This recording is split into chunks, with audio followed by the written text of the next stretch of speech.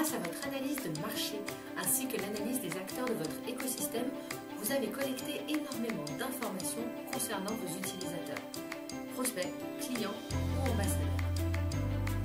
Prenons maintenant le temps de bien les analyser et de les poser au clair. Pour cela, nous utiliserons la ressource Persona. Parlons maintenant du ciblage. Quand je vends un produit, quand je vends un service, quand je présente une offre avec une valeur ajoutée, je ne la présente pas à tout le monde. Mon offre, elle a été construite et réfléchie pour un public cible. Afin de construire ma stratégie digitale et de bien positionner mon discours et les messages que je vais partager auprès de mes utilisateurs potentiels, il va falloir que je réfléchisse à mes cibles.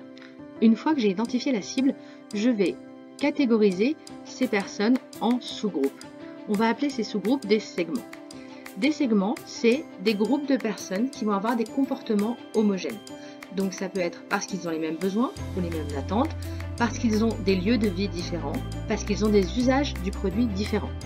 L'objectif étant d'identifier les personnes à qui je vais pouvoir donner un message identique. Et enfin, ces segments-là, je vais les représenter très concrètement par un persona. Un persona, c'est une représentation fictive de mon segment de groupe. Le persona, c'est donc une personne que je vais inventer, mais qui en même temps reprendra toutes les caractéristiques de mon segment. Le persona digital diffère un tout petit peu du persona marketing traditionnel. Pourquoi? Eh bien, tout d'abord, parce qu'en digital, on ne rencontre pas ses utilisateurs. Donc, il y a plein d'informations qui vont nous échapper. Des informations comportementales, tout ce qui est non-verbal, des petites réactions. La deuxième raison, c'est qu'en digital, on a plein d'informations à notre disposition, de données, de data. Donc, on va pouvoir compléter et enrichir ces personas avec ce qu'on comprend, avec toutes ces informations qui nous sont proposées. Voici un premier petit exercice pour pouvoir identifier sa cible et ses segments de cible. Le premier carré que vous retrouvez ici vous permet de savoir qui est ma cible. Pour savoir qui est ma cible, je vais réfléchir de deux manières différentes. La première, c'est à qui s'adresse ma marque, à qui ma marque souhaite-t-elle parler. Et donc là, il suffit de remplir la phrase et de compléter la phrase « Ma marque s'adresse à tous ceux qui ». Et enfin, la deuxième approche, c'est quels sont les problèmes résolus par mes produits ou par mon service. Et encore une fois, il s'agit ici de compléter la phrase. Une fois que vous avez cette grande cible, ce grand groupe de personnes, vous allez identifier les sous-groupes. Et vous allez vous dire, ok, donc si je souhaite vendre des bottes, je vais avoir besoin de m'adresser à des gens qui vivent à la campagne ou des gens qui vivent en ville. Ou bien des gens avec qui travaillent avec mes bottes alors qu'il y a des personnes qui l'utilisent plutôt pour leur sortie.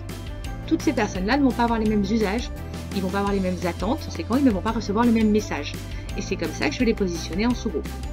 Une fois que j'ai mes segments de cible, je vais créer un persona par segment de cible.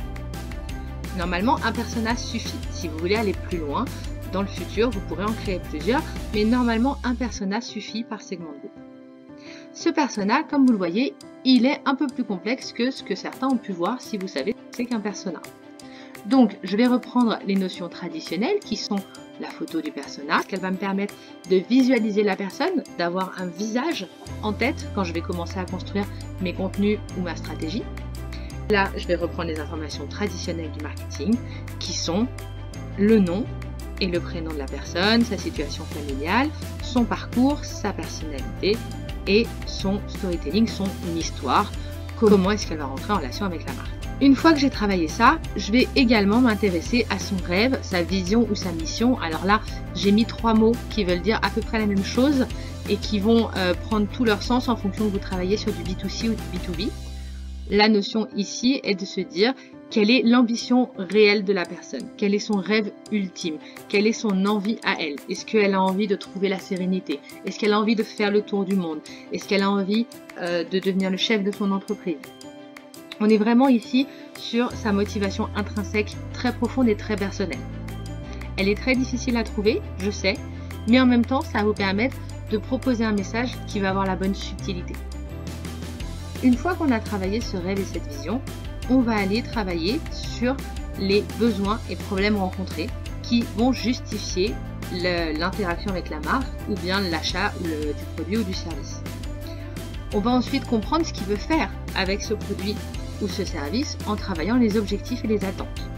Et enfin, ce qu'il pourrait faire qu'il n'achète pas, quelles seraient ses objections, ses freins à l'achat, les petits manquements qu'il y aurait. Alors attention ici, à chaque fois que vous travaillez avec des lunettes particulières.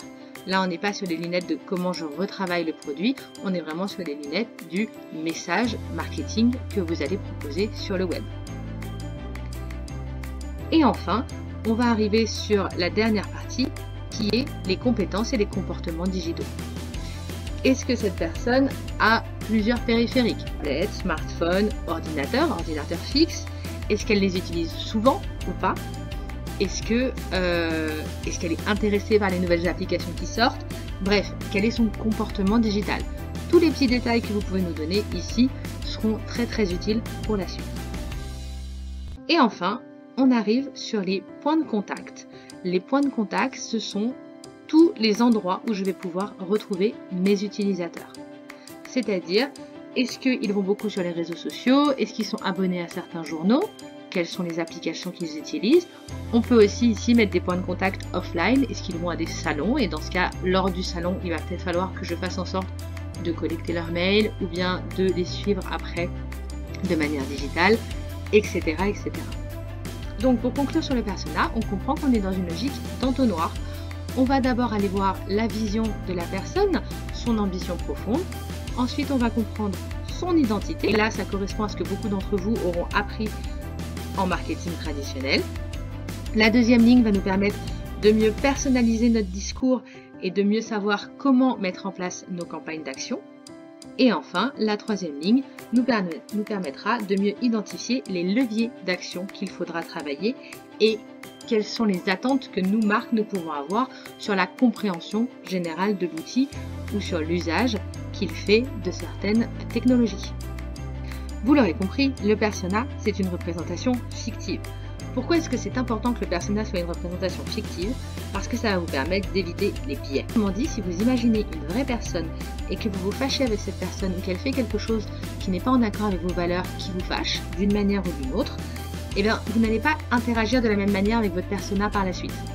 Le fait que ce soit une personne imaginaire, cela va vous permettre de garder une bonne relation avec lui en permanence.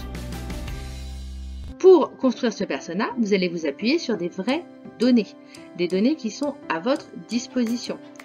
Et là, on va aller travailler avec plein d'outils que sont les sondages, les questionnaires, les retours clients. Et dans ce cas, je vous recommande d'aller contacter votre service après-vente ou votre service client qui a énormément d'informations sur vos utilisateurs parce que eux les côtoient justement. Vous pouvez également regarder qui sont vos utilisateurs sur les réseaux sociaux. Vous avez également Google Analytics qui vous donne des informations.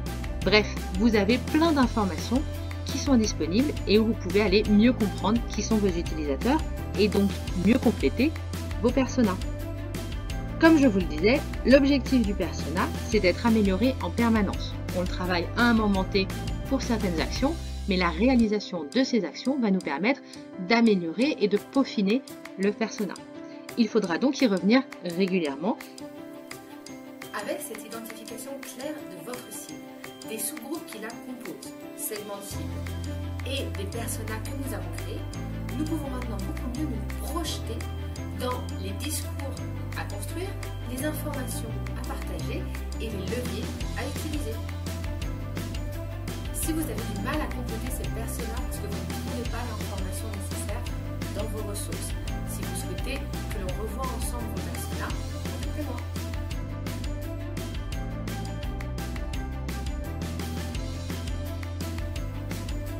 On passe à la prochaine ressource.